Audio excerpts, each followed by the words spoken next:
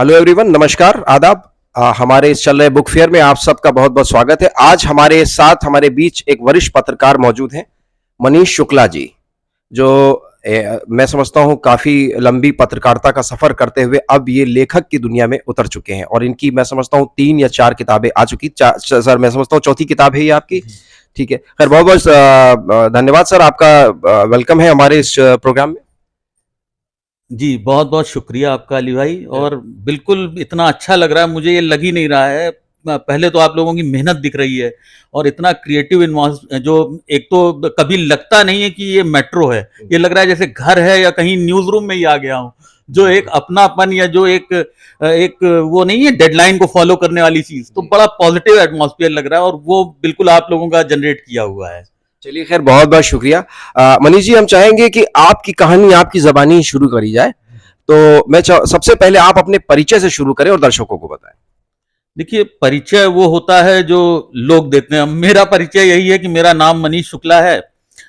हम मूल रूप से कानपुर के हैं और क्राइस्ट चर्च कॉलेज से एजुकेशन मेरी हुई। उसके बाद में फर्स्ट टाइम मैं बाहर गया एजुकेशन के लिए Delhi, Indian institute of mass communication. तो वहाँ का भी बड़ा रोचक किस्सा है। हम लोग तो कानपुर से बाहर निकले नहीं थे कभी।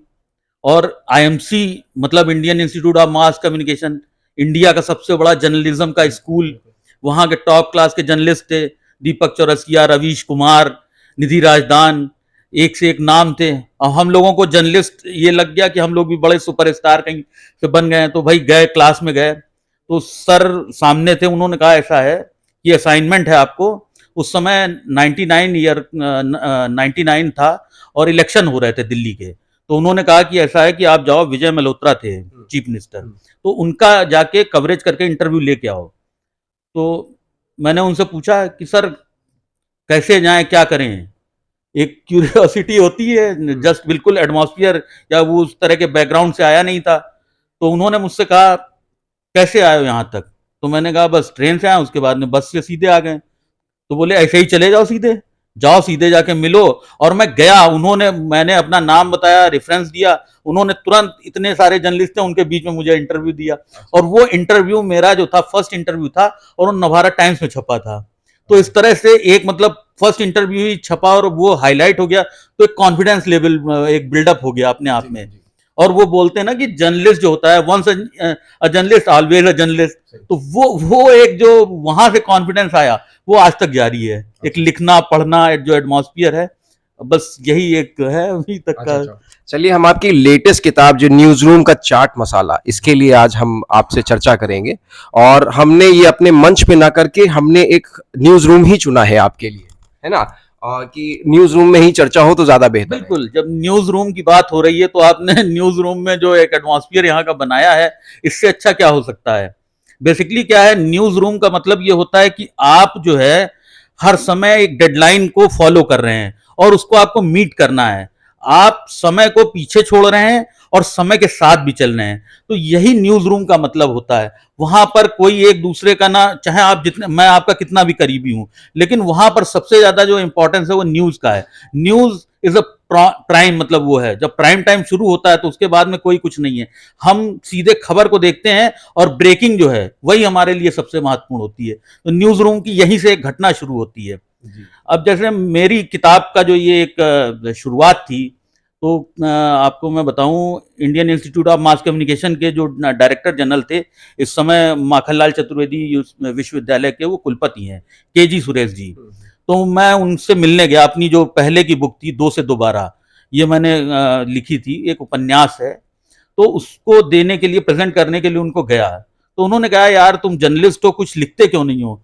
तो मैंने कहा सर बिल्कुल मैं लिखूंगा, लेकिन उसके लिए पहले आपको भूमिका लिखनी पड़ेगी मेरी बुक की। तो वो भूमिका उन्होंने ही लिखी थी, उन्होंने इंस्पायर किया। तो ये जो है उनकी भूमिका लिखी हुई है। अच्छा। जी जी जी, 2 भूमिकाएं हैं इसमें। सबसे बड़ी चीज है, बुक में कभी 2 भूमिकाएं नहीं होती हैं। मेरी इस बुक में जो केजी सुरेश ने, प्रोफेसर केजी सुरेश, ये पहले पीटीआई के भी नेशनल ब्यूरो हेड थे, फिर दूरदर्शन के डीजी रहे और उसके बाद में इन्होंने आईएमसी में भी डीजी हुए। तो इन्होंने ही भूमिका मेरी लिखी। और उसके बाद में मैं कुछ दिन के लिए रहा, मैंने फिल्म इंस्टीट्यूट से भी कोर्स किया, पुणे जो है पीआईआई। तो वहां पर अविनाश राय जी थे, उनकी अभी एक फिल्म रिलीज हुई है, उसको नेशनल अवार्ड भी मिला है। तो अविनाश राय ने मेरी दूसरी भूमिका लिखी अच्छा, है। Very good. ये अविनाश राय जी की है, अच्छा, इनको भी नेशनल अवार्ड मिला है। तो बेसिकली क्या रहा कि एक तरफ शोले थी और एक तरफ यश चोपड़ा का रोमांटिज्म था, हाँ, हाँ। तो वो कॉम्बो है ये बुक, आप ये समझिए जी, कि आपको दोनों चीजें इसमें मिलेगी, एक हार्श रियलिटी भी मिलेगी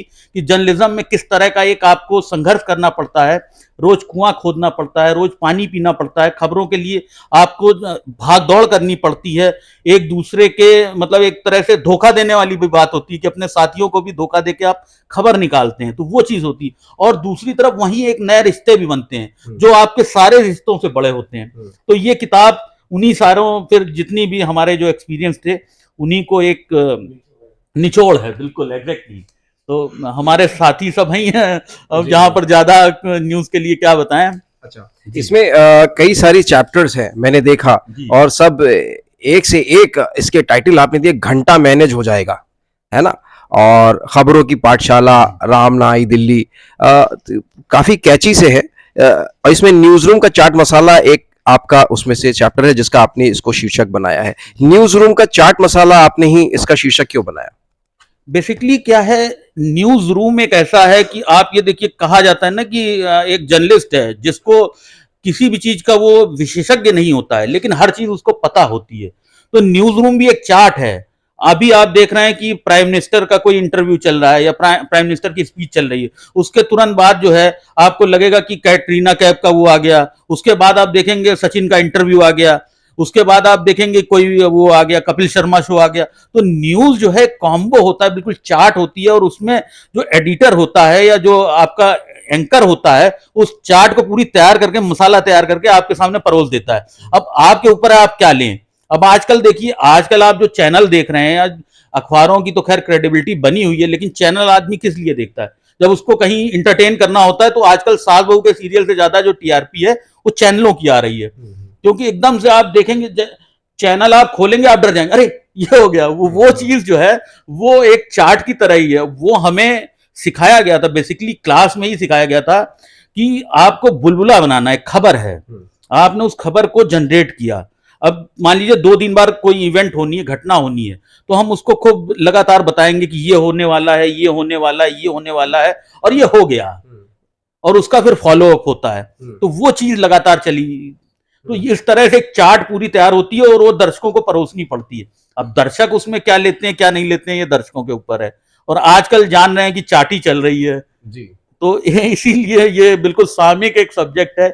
न्यूज रूम का चाट मसाला जो कोई है। इसमें सेल्फ एक्सपीरियंस घटना आपने शेयर करी और आप चाहेंगे इसको शेयर करना, कुछ ऐसा जो इंसिडेंट हो आप शेयर करना चाहेंगे? हाँ बिल्कुल, कई सारी हैं। बेसिकली सारी जो है वो आंखों देखी घटनाओं का ही एक नाट्य रूपांतरण आप कहिए, या व्यंग के रूप में जो मैंने परोसा है लोगों के लिए। तो घटना तो एक यही है कि मैं देहरादून में था बेसिकली। तो वहां पर तिब्बत है, वहाँ पूरा मोनेस्ट्री है उनकी। तो नगर निगम में कवर करने गया शुरुआत में। ये आपको 2001 की बात बता रहा हूँ। तो वहाँ पर उन्होंने जो वो होता है उनका लाइफ सर्टिफिकेट जो होता है, बर्थ सर्टिफिकेट, उसमें उन्होंने लिख दिया तिब्बत। अब वो नेचुरली लिखते चले आ रहे थे, उसमें कोई बड़ी बात नहीं थी। अब वही, अब जर्नलिज्म का जो खुराफात होता है वो यहाँ जनरेट किया। मैंने उसको देखा, मैंने उससे कहा कि जरा आप 1 मिनट अपनी वो दीजिए पर्ची। मैंने उसको वहीं उनके ही ऑफिस में स्कैन कराया, तो स्वास्थ्य अधिकारी था, उससे लिया मैंने, और फिर मैं चुपचाप मतलब चलाया। मैं भी बिल्कुल अंडर प्ले करता था, चुपचाप चलाया उसको लेके। उसके बाद में मैंने शाम को अपना एक खबर लिखी, और उसके खबर के बीच में वो जो है वो लगाई, वो जो स्कैन की कॉपी थी, और हेडिंग थी, उसमें भी हेडिंग जो थी वही हेडिंग बेचने वाली बात होती।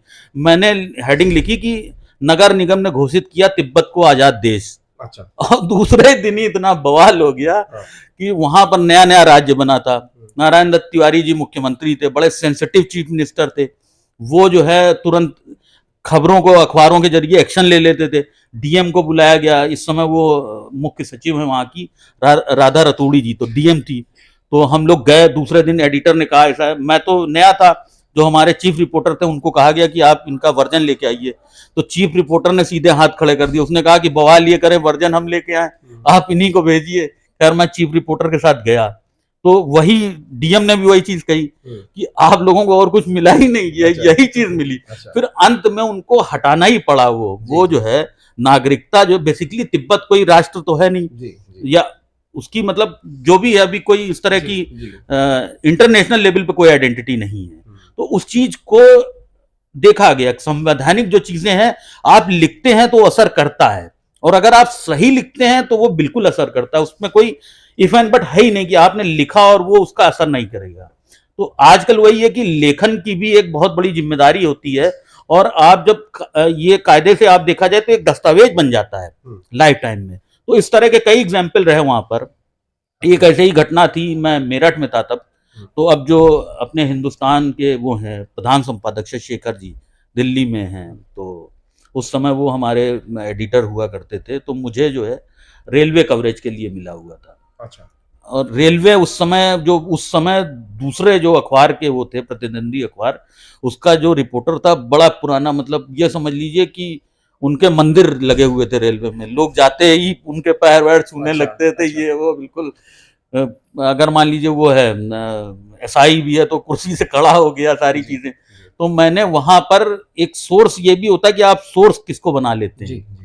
मुझे ये लगा कि ये जो गोपनीय चिट्ठी आती है इसमें किसी को पकड़ो, तो वहां पे मैंने एक पकड़ा। तो वहां पे इंटेलिजेंस की एक चिट्ठी आई हुई थी, मैंने उसको मतलब अब किस तरह से क्या हुआ वो तो अलग चीजें हैं, अपने सारी चीजें, लेकिन वो मैंने उसको ब्रेकिंग न्यूज जो थी अखबार में निकली। अच्छा। कि ये ट्रेनें हैं और इन ट्रेनों पर हो सकता है आतंकी हमला। और अगले जो थर्सडे को था उस दिन मेरा वीक ऑफ था। अच्छा। और उसी दिन समझौता एक्सप्रेस में बम फूट गया। और मेरी छुट्टी थी और ट्रेनों के नाम बाकायदे सब लिख दिए गए थे। वो जो है उसके बाद में दूसरे अखबार के रिपोर्टर की भी क्लास लगी, उसने मुझे बताया यार इतनी बड़ी खबर थी, 2 लाइनें बता देते नौकरी बच जाती मेरी। वो चीजें हो गई। और एडिटर जब मैं दूसरे दिन गया तो उन्होंने कहा, सीधे सीधे बोले कि अब ये बता तेरे किस टेररिस्ट से रिलेशन है। हाँ, यही उनका जवाब, मतलब वो उन्होंने हंसी में ही कहा। लेकिन एक ये होता है कि सोर्सेज जो होते हैं आपको कहीं तक पहुंचा सकते हैं, वो चीज है। और हम लोग बिल्कुल हार्डकोर जर्नलिज्म के जो एक्सपीरियंसेस रहे हैं उसको ही इन किताबों में, कभी जो अच्छे एक्सपीरियंसेस थे, और निश्चित रूप से कहीं ना कहीं आपके प्रेशर भी आता है, या आपको सामने वाले का जो होता है वो सारी चीजें, जो सीन जो क्रिएट होती है वो एक शब्दों में पिरोने की एक कोशिश की है इसमें।